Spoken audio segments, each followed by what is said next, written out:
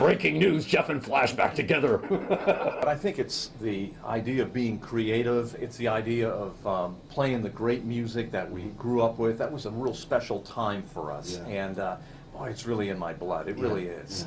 I think a big part of it is, I mean, we were both, I believe, 19 years old when we got into radio. And it's like, this was a hobby.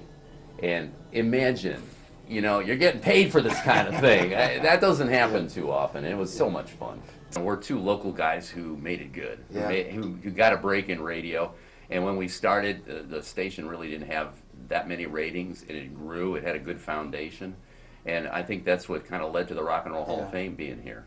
And that's a really good point. And something else, too, that really is important. We used to call the city the capital of rock and roll. Well, it was, you know, based on Alan Freed and everything, but it was also based for a long time there in the 70s and the 80s. Cleveland actually sold more albums per capita than any other place in the world.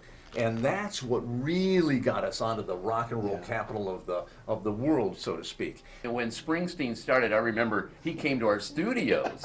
and I remember you walked in there and said, "Who are you?" He said, I'm Bruce Springsteen. I mean, these were people, you know, nobody knew who they were. But Cleveland was the place that they knew to come, because that was a breakout city for them. Yeah, we had Hank Lacani with the Agora, the Belkins, and you know, you had Rush, you had David Bowie, you had Springsteen, you had Leonard Skinner, the Greg Kihn Band, just band after band after band after band. This is a blue-collar town, and it's a music town. People are passionate about what they do. They also like to have fun, and rock and roll is all part of that.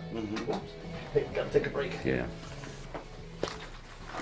That's Boston here at 98.5 NCX. Jeff and Flash.